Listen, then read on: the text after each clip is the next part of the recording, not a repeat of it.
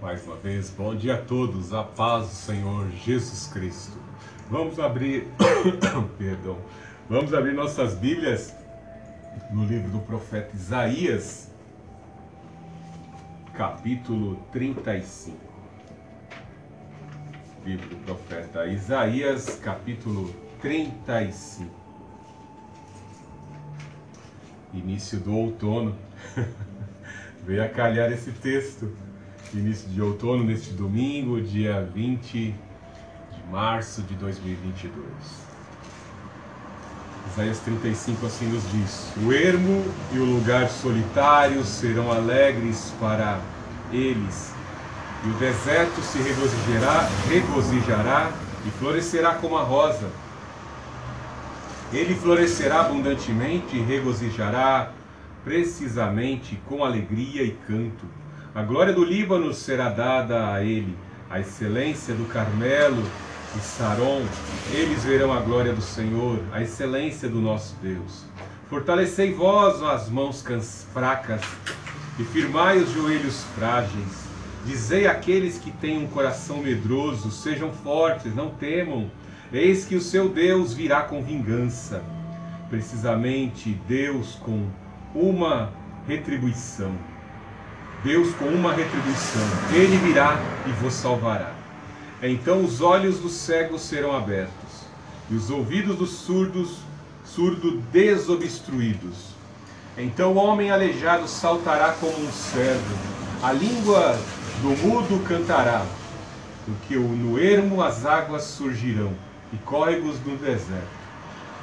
E o chão ressecado tornar-se-á em uma lagoa, e a terra sedenta ribeiros de água. Na habitação de chacais, onde cada um repousa, estarão pastos com canais e juncos.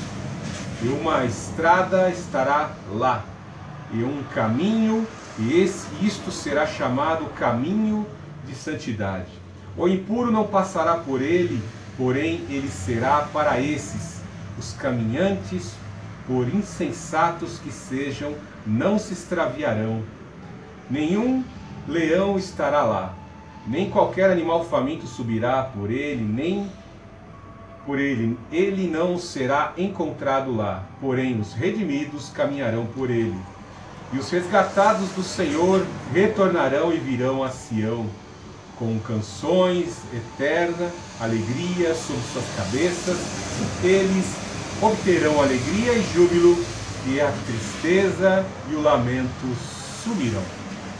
Louvemos Deus Altíssimo, Deus de amor, Deus de poder. Nós te louvamos porque as promessas de vitória são para nós redimidos em Cristo Jesus, lavados e remidos pelo sangue do Santo Cordeiro, Jesus Cristo, Filho do Deus Altíssimo. Nós te suplicamos, Pai Santo, cumpre essas promessas, Pai Santo. Fortaleça o nosso viver. Dissolva toda a fraqueza do nosso corpo, Pai Santo, mortal e que é propenso ao pecado, e nos revigora com a mesma força que o Senhor concedeu ao Senhor Jesus Cristo, para que Ele cumprisse a tua missão na cruz do Calvário, para que possamos cumprir o teu propósito, fazer tua vontade. Ó Santo Espírito, te pedimos, nos revigora nesta manhã, sara as nossas feridas emocionais, sara as nossas feridas físicas, sara toda a sorte do mal implicada em nossa vida. Ó Senhor Jesus Cristo, faze-nos justiça, pois cremos, Pai Santo, que Tu és o Santo de Deus, Tu morreste pelos nossos pecados, nós nos arrependemos dos nossos pecados, queremos abandonar os nossos pecados, precisamos da Tua força e do Teu poder, reconhecemos que sem Ti nada podemos fazer. Senhor Jesus Cristo, no Teu nome, na força do Teu poder, que seja repelido e afastado todo mal, todo espírito de enfermidade, toda cegueira de entendimento. Tira toda a obstrução dos ouvidos, em nome do Senhor Jesus Cristo.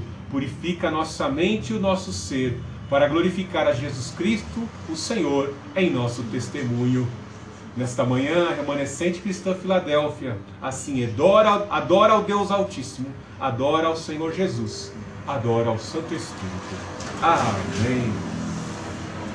Que texto maravilhoso, escrito de forma poética, repleto de diversas alegorias e figuras de ilustrações. para poder contrastar aquilo que está numa condição degradante para a condição milagrosa e restaurada que o Senhor assim efetua. Faça um contraste quando um matagal, uma floresta é incendiada. Nós vemos que terrível é a situação, pois a fauna e a flora ficam assim destruída, dissolvida pelas chamas. A palha rapidamente é destruída, mas depois de um certo tempo, quando a terra vai nutrindo ali, recompondo os seus nutrientes, a energia solar, a chuva, vemos que a terra, depois de um tempo, ela volta novamente ali a desabrochar a grama, a pastagem, as árvores, as aves voltam ali a construir a sua habitação, novos nichos de desenvolvimento de criaturas passam a viver naquela floresta ou naquele campo. Essa é a ação do nosso Deus, o poder, a capacidade regenerativa que alguns organismos têm, em especial as nossas vidas. Mas sabemos que mesmo tendo algumas feridas ou algumas florestas já estarem recompostas, nós sabemos que podemos nos ferir de novo, pois alguns já têm uma idade avançada e com certeza quando se olham no espelho ou fecham os olhos e tentam se lembrar de alguma fase da sua vida, eles vão olhar para os seus corpos e veem algumas cicatrizes. Eles vão olhar lá no interior da sua mente, vão buscar lá no seu fichário, na sua mente, na sua HD, e vão encontrar aí uma fase em que sofreram um período enorme de devastação, de dor, de tristeza, de perda, que deixaram cicatrizes até mesmo na memória. E esse texto vem demonstrar, assim como no Apocalipse, escrito praticamente quase que da mesma forma, vem mostrar como Deus vai reverter toda essa situação, pois Ele tem todo o poder, Ele traz a existência. Imagine que um Deus, simplesmente com a sua palavra, dá forma àquilo que está sem forma e vazio, sem sentido. O nosso Deus, Ele traz sentido com a sua palavra. E assim como o próprio povo de Deus que se desgarrou, que se rebelou e desobedeceu, não atendeu à voz dos seus profetas, os profetas enviados por Deus, e se desprendeu praticando toda a sorte de pecado, vemos que o Senhor Jesus é enviado para trazer um sentido à vida. Por isso que Ele se autoafirma como: eu sou o caminho, a verdade e a vida. Ninguém vem ao Pai senão por mim. Somente o Senhor Jesus Cristo, na sua obra grandiosa, é que pode trazer a restauração de todas as coisas. Nem mesmo o avanço da agenda transhumanista pode recompor um corpo, pode recompor uma vida. A ciência avança, se multiplica, traz algumas soluções, mas a salvação eterna, o reino imperecível, somente Deus pode assim proporcionar. Por isso não se engane, não se iluda. Pedras, cristais, culto a espíritos da natureza, religiões de clubes herméticos, não poderão trazer a satisfação. Nem pense que você, entrando em confrarias, você vai encontrar solução ali no alinhamento da tua empresa, com esses grupos de confraria. Isso não vai solucionar os teus problemas, pois a palavra de Deus já afirmou: eis que o dia terrível do Senhor vem, e quem poderá sobreviver? Quando tudo for destruído por fogo, pois assim profetizou o apóstolo Pedro, no capítulo 13, os elementos ardendo se fundirão. Você acha que qualquer um poderá sobreviver? Ninguém poderá sobreviver diante da vinda iminente do Senhor Jesus Cristo. Mas haverá um grupo de adoradores que estão alinhados com o Senhor Jesus Cristo. Além de alinhados, eles foram antecipadamente, por arrependimento, lavados pelo sangue do Cordeiro, deste rei que vai reinar, deste rei que vai impor um reino eterno e restaurar todas as coisas. Como nós cristãos, nós que já nos esvaziamos dos bens materiais, das riquezas dessa terra, e reconhecemos que temos esse tesouro precioso neste vaso de barro que se decompõe a cada dia, que envelhece a cada dia, que se aproxima da morte a cada dia, nós reconhecemos que nada nessa terra se compara ao que o Senhor Jesus Cristo tem a oferecer a cada um de nós. Nós aguardamos ardentemente. Temos a mesma ansiedade que o apóstolo Paulo quando escreveu Romanos capítulo 8. A natureza, a fauna e a flora estão gemendo.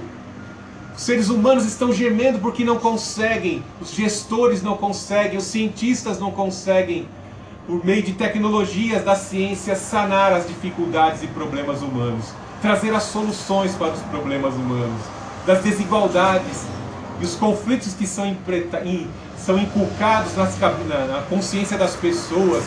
Isso é algo terrível. Somente o Senhor Jesus Cristo vai dissolver todo o conflito. Veja que este reino já foi iniciado. Lá em Efésios capítulo 2 nos diz que o príncipe deste mundo, o príncipe das potestades do ar, cegou o entendimento dos incrédulos. E ali o Senhor Jesus Cristo, o apóstolo Paulo fala no capítulo 2, que as pessoas seguiam o curso desse mundo. Seguiam o curso desse mundo pelo engodo, pelo encantamento de todo o entretenimento, das vicissitudes da vida, em busca do dinheiro, dos prazeres hedonistas. Mas houve a intercepção da jornada, do curso da vida das pessoas, de nós, igreja, povo que foi tirado para fora do curso desse mundo, pela pregação do Evangelho. Nós fomos interceptados, os nossos ouvidos foram interceptados, nossos olhos foram interceptados pela leitura da palavra de Deus. E esse caminho, nós que estávamos marchando para a destruição eterna, a palavra veio e fez com que nós fizéssemos uma virada de 180 graus e fôssemos colocados no caminho da direita, no caminho que leva à salvação eterna. Os que estão alinhados à direita serão aqueles que serão salvos. Da esquerda, os bodes serão rejeitados. O Senhor Jesus mudou o curso da nossa vida. Nós estamos em Cristo Jesus, o Senhor. E lá, nesse mesmo texto, o apóstolo Paulo enfatiza que a cruz de Cristo rompeu a barreira entre as etnias. Só existe uma raça, a raça humana. O que existe são mais de 20 ou 30 tonalidades de barro. Nós somos um pouquinho de barro mais queimado, como o meu, da minha esposa é mais branquinha, né? Menos queimada, né? Tem alguns mais bronzeados aqui dentro da igreja. Não existem conflitos de raça. Somos uma etnia só. Em Cristo Jesus somos um só povo. Tem a pele mais amareladinha, são diversos tons de barro, mas a cruz de Cristo uniu num só povo adorador do Senhor Jesus Cristo. É a igreja de Cristo espalhada sobre os 4 cantos dessa terra. Aguardamos essa restauração, aguardamos a imposição desse reino efetivamente. Como eu disse, nós já estamos vivendo a eternidade. A voz é chegada o reino dos céus. O reino dos céus já entrou pelos nossos ouvidos e já promoveu a nossa conversão. Caminhamos nesse caminho que foi aberto pelo sacrifício do Senhor Jesus Cristo, pelo Filho de Deus que foi desbravando as matas e o caminho fechado por Satanás. O Senhor Jesus já desbravou esse caminho e abriu para nós. E com a luz do seu Espírito Ele vai nos guiando. Lâmpada para os meus pés é a tua palavra e luz para os meus caminhos. O Senhor Jesus já abriu esse caminho. Agora nós precisamos a cada dia em santificação continuar por esse caminho que nos foi aberto. Algo de maravilhoso, porque o capítulo 34, ele encontra a sua continuação no capítulo 35. Nós não vamos entrar no capítulo 34, mas veja o contraste, podemos fazer um contraste e o juízo que ocorre para aqueles chamados Edomitas. Os Edomitas eram os das montanhas de Seir, que encontram o seu antecedente familiar, a sua remanescente, lá entre os filhos de Esaú. Veja a destruição dos filhos de Esaú. Negligente como seu patriarca, fornicário como seu patriarca. Veja a sua destruição. Quando houve o crescimento, a expansão do Império Babilônico, os babilônicos praticamente dissolveram os idumeus, dissolveram ali o crescimento e o poderio dos edomeus. Toda a pujança, a arrogância, a prepotência dos filhos de Esaú foi dissolvida pela ascensão do Império Babilônico. Foram destruídos, perderam a sua riqueza, perderam a sua exuberância. Muitos que confiam no dinheiro, quando ficam sem dinheiro, acabam perdendo a sua prepotência e a sua arrogância. Nós, independente do dinheiro, confiamos no Senhor, como eu disse, já afirmei, 2 Coríntios 4, tendo esse grande tesouro em vaso de barro. Então quem tem Jesus nunca fica pobre. Quem tem Jesus verdadeiramente sabe que nunca vai morrer. Ele vai descansar em Cristo Jesus e a sua herança incorruptível está guardada em Cristo Jesus, lá na eternidade, quando o reino ser efetivamente consolidado. E aí do capítulo 35 em diante, veja já um contraste para aqueles que são remidos, para aqueles que são lavados e remidos no cumprimento da profecia messiânica. Isaías é um profeta messiânico. Ele fala muito de um reino que há de ser efetivamente implementado em novos céus e nova terra. Aqui existem diversas escolas de pensamento para a interpretação do capítulo, de todos os capítulos que de certa forma tratam acerca do milênio. É um profeta do Antigo Testamento, lá no século 7 a.C., que falava 7, 8 a.C., que falava muito desse reino messiânico. E algumas denominações reformadas e outras pentecostais têm várias interpretações, diversas interpretações acerca destes textos, quando tentam colocar cada uma das profecias e seus detalhes em fases do reino do Senhor Jesus. Não vamos entrar aqui em debates, mas é muito comum vermos os pentecostais afirmarem que o Senhor Jesus Cristo há de implementar um reinado na terra. E quando ele implementar na sua vinda, ele vai julgar as nações. E quando ele implementar o seu reino pessoal e físico em Jerusalém, muitos dos especialistas, muitos dos que estarão vivos naquela época, vão contrastar a justiça e o governo, a gestão de governo perfeito do Senhor Jesus Cristo, em contraste com todos os impérios, os governantes e as ideologias que consolidaram impérios sobre a face da terra. E se nós, ainda em vida, eu como historiador, eu olho para o passado, só vejo fracasso. Vejamos aqui alguns dos líderes que têm surgido na atualidade, são arrogantes, prepotentes, tentando resgatar a mãe Rússia, querem formar um novo império, a antiga União Soviética, e por aí vai. Vemos do outro lado os chamados globalistas também tentando impor o seu reinado através de uma batalha cultural, e querem impor o seu reinado, o seu projeto de poder.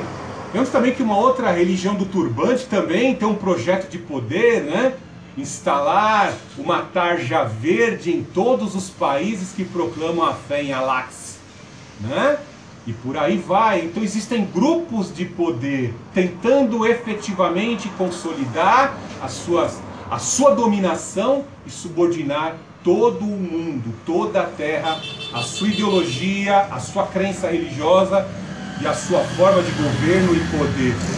Então, o Senhor Jesus Cristo virá efetivamente implementar o seu reino de justiça, dissolvendo esses reinos que foram, de certa forma, fomentados pela mesma vaidade, prepotência e arrogância de Satanás. O primeiro revolucionário, o que tentou uma revolução no céu e de lá foi destituído. O Senhor Jesus vai efetivar esse reino. E quando o Senhor Jesus Cristo vier ali pessoalmente reinar e governar em Jerusalém, haverão algumas mudanças. Veja algo interessante que ele fala no capítulo 35, verso 1. O ermo e o solitário serão alegres para eles, e o deserto se regozijará e florescerá como a rosa. Veja os contrastes e as figuras de linguagem que Isaías usa para contrastar o que era e o que é depois do encontro com o Senhor, da ação sobrenatural do Senhor, do poder restaurador do Senhor. Veja a questão da palavra solitário. Quando os homens não têm Jesus, quando os homens experimentam de diversos amores, veja algumas pessoas de conduta ilícita, foram buscando intensidade no seu prazer carnal e já não tem mais nem relações sexualmente naturais, chegando a experimentar até com animais, não posso nem utilizar o termo, Veja algumas pessoas que por consequência de DST hoje vivem na solidão por consequência de suas práticas abomináveis. Quando veio a doença, quando veio a tristeza, quando só sobrou aquele rastro de destruição de todas as pessoas que foram magoadas, só ficou aquela pessoa olhando as consequências, suas enfermidades, e agora a sua enfermidade emocional e espiritual, a solidão, a destruição. Feliz daquele que reconhece que tudo que está vivendo ali é consequência do seu pecado e que, semelhante àquele criminoso arrependido ao lado do Senhor Jesus na cruz, reconhece que é um maldito, reconhece os seus pecados, reconhece que o Senhor Jesus que está ao lado, o Senhor Jesus está ao lado, Ele oferece a salvação e oferece o paraíso. Então veja que aquele que reconheceu ali arrependido o Senhor Jesus na cruz do Calvário, o criminoso arrependido, o Senhor Jesus Cristo disse: ainda hoje estarás comigo no paraíso. Esse criminoso arrependido nós já sabemos que está reservado para morar no reino eterno. Bem assim o Senhor Jesus Cristo, quando veio no seu ministério terreno, Ele veio trazer vida, Ele veio trazer esperança. Veja no caso de Maria Madalena, veja no caso de Maria, irmã de Marta, mulher também que era envolvida com imoralidade. Essas mulheres tinham problemas emocionais terríveis por consequência da vida licenciosa, pela vida imoral. Trouxeram doenças espirituais e emocionais terríveis pelos vínculos da sexualidade ilícita. Mas quando tiveram um encontro com o Senhor Jesus Cristo, aquela condição de solidão, de tristezas, as enfermidades emocionais foram saradas. Maria teve o privilégio ali, né? Marta tão apreensiva em cuidar de tudo na casa para que o mestre fosse bem recebido, e a Maria ali aos pés do Senhor Jesus Cristo aprendendo as verdades do reino. Quão bom, né? Às vezes as pessoas desprezam tanto a pregação da palavra de Deus. Estamos aqui falando das verdades do reino que não podem ser impedidas, e algumas pessoas desprezam ouvir a pregação da palavra de Deus.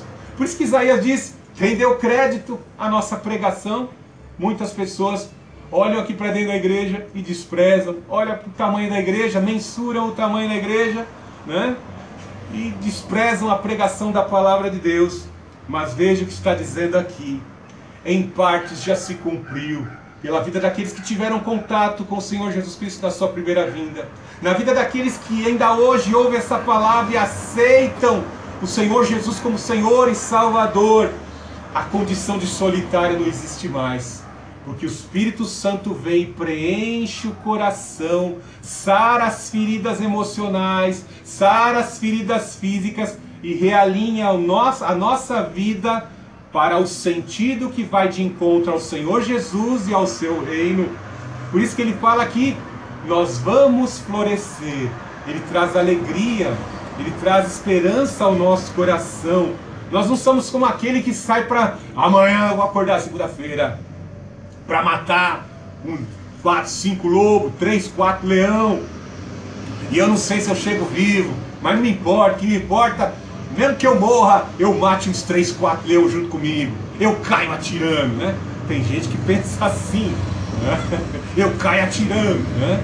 Tem gente que tem que pensar, seria melhor pensarmos assim: ainda que eu morra, eu quero morrer glorificando ao Senhor Jesus Cristo. Como Pedro nos ensinou: ainda que padeçamos fazendo as boas obras que glorificam ao Senhor Jesus Cristo. Nós estamos florescendo a cada dia. Quanto mais buscamos a presença desse reino, venha a nós o reino, seja imposto em nós o reino, o mal de nós vai sendo destituído, o inimigo vai sendo afastado, e nós começamos a gerar não só flores, mas também frutos. Como dizia um amigo meu, o Tiago, lá da Assembleia de Deus, né? Esse irmãozão aqui é muito cheiroso. Nós temos que ter o bom perfume de Cristo em nossas obras. Temos que ser cheiroso como a rosa de Sarol. Temos que ter o perfume do Senhor Jesus Cristo em nosso viver através destas boas obras. Veja no verso 2, ele florescerá abundantemente e regozijará precisamente com alegria e canto. A glória do Líbano será dada a ele, a excelência do Carmelo e de Saron. Eles verão a glória do Senhor, a excelência do nosso Deus. Ele inicia o versículo dizendo sobre essa questão de estarmos florescendo. E nós brilhamos mesmo. Somos semelhantes aos vagalumes que em noites escuras ali brilham e são facilmente identificados. Nos dias de hoje é muito comum vermos algumas pessoas florescerem, né, por meio dos bens que possuem, né? Nós logo imaginamos o poder aquisitivo de alguém pelo carro que a pessoa possui, pelas vestes que a pessoa possui, né? A beleza física das pessoas, né? A gente observa assim que existem algumas pessoas que para o mundo, com seus padrões de beleza, de status e de poder, são destacados. Nós conseguimos compreender isso. Mas esqueça que o nosso Deus não está olhando dessa forma. Veja que até mesmo o profeta Samuel se enganou quando foi comissionado para ungir o rei na casa de Jessé. Samuel olhou para a estatura, pela força, pela beleza, e vemos que o nosso Deus diz: você escolhe como os homens, Samuel, mas eu vejo de uma outra forma. Tem um menino bronzeado bonito que também é filho de Jessé. Ele tem o cabelo ruivo, é esse que eu quero como rei. Ele é franzino, não tem idade ainda de servir ao exército. Não é que ele é baixinho, não. Ele é franzino, não tem nem idade de servir ao exército. Mas é esse menino, é esse rapazinho que eu escolho para fazer florescer. Assim como a vara de Arão. Todos os príncipes ali, representantes das tribos, trouxeram suas varas de amendoeira para serem colocadas dentro do lugar santo. Mas somente a vara de Arão floresceu. Bem assim nas nossas vidas é o que o Senhor vai fazer. Vai fazer a gente florescer. E a gente vê que o cristão verdadeiro, numa época de crise como essa, em que o preço dos alimentos está subindo, existe uma carestia terrível, os impostos embutidos nos preços dos produtos estão elevando o preço das coisas, as empresas estão quebrando, os produtos estão muito caros para serem adquiridos, fica difícil a sobrevivência, mas nós vamos florescer, porque nós sabemos, nossa vida não termina aqui nessa terra. O rumo da nossa vida não é aqui na terra. O rumo da nossa vida está em Cristo Jesus. É a nossa consciência que está vinculada ao nosso Rei Jesus. Nós vamos florescer. E o mundo vai perceber isso. Enquanto o mundo está desesperado, nós estamos diante dos desafios, confessando a palavra. Eu sei que o meu Redentor vive. Ainda que eu morra, eu sei que o meu Redentor vive e virá me resgatar. Ainda que os problemas dessa terra consumam meu corpo. Eu sei. Pode criar doenças, variantes, cepas em laboratórios de guerra, laboratório biológico de guerra, pode criar tudo isso daí. Nenhuma arma forjada prevalecerá contra a igreja do Senhor Jesus Cristo. O Senhor Jesus Cristo afirmou que nem as portas do inferno, que é o mandante que fomenta todo esse mal, vai prevalecer contra a igreja. Por que ter medo dessas enfermidades criadas? Eu não tenho medo disso, porque eu sei que o meu Redentor venceu tudo isso e ressuscitou dentre os mortos. Veja que ele cita algumas regiões que possuíam terras muito verdejantes. Além de terras verdejantes, plantações verdejantes, era uma terra muito rica, bem fertilizada, e servia muito para o plantio. As lavouras ali eram muito prósperas, a região do Líbano e a região próxima ao Carmelo. Ele faz questão de citar estas duas regiões para indicar de certa forma que, lembra quando era a região ali do Líbano? Lembra do cedro do Líbano? As árvores cresciam fortes ali, tinham muitas finalidades para a construção de diversos instrumentos, né? Bem assim, algo que o Senhor vai trazer transcende a terra produtiva do Líbano e a região próxima do Carmelo. Transcende a tudo isso. Essa região do Carmelo é muito especial, pois foi naquela região maravilhosa que nós vamos ver que o Senhor Jesus Cristo vai se mostrar a sua natureza original e primária, aos apóstolos, visto que o Senhor Jesus Cristo estava encarnado, estava em carne humana, carne, osso e sangue, mas eles precisavam ver a revelação gloriosa do Filho de Deus e o reconhecimento do próprio Deus, dizendo: esse que está em carne humana e que eu estou mostrando glorificado é o meu Filho, a Ele adorai. Veja como ele tem poder de ressuscitar mortos, de trazer à existência, trazer de volta até quem não passou pela morte. O Elias e o Moisés que passou pela morte. Ele é a ressurreição e a vida. Ele é o meu Filho em quem me alegro. A Ele adorai, o Senhor Jesus. É a região do Carmelo. Por isso que ele fala aqui: e eles verão a glória do Senhor, a excelência do nosso Deus, ali no Carmelo. Fortalecei-vos vós as mãos cansadas, fracas, firmai os vossos joelhos frágeis. Em Hebreus 12, 12, portanto firmai as mãos cansadas e os joelhos vacilantes. Endireitai os caminhos para os vossos pés, para que o manco não se desvie, mas pelo contrário seja curado. Procurai viver em paz com todos e em santificação, sem a qual ninguém verá o Senhor. Veja que o escritor de Hebreus estava citando o quê? Citando o Senhor, o texto de Isaías 35:3, para de certa forma estimular a fé daqueles cristãos que estavam sendo perseguidos pelo anticristo da época, que era Nero.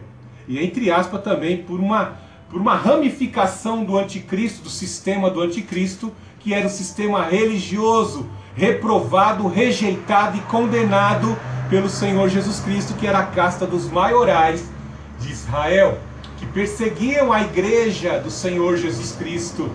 Veja que o Senhor Jesus Cristo deu exemplo com a sua vida, e eles, por seguirem os ensinamentos do Senhor Jesus Cristo, ali naquele ano que se aproximava da destruição de Jerusalém, entre 62 até 70 da era cristã, eles aceitaram o Senhor Jesus Cristo e agora estavam sofrendo as implicações de serem servos do Senhor Jesus Cristo.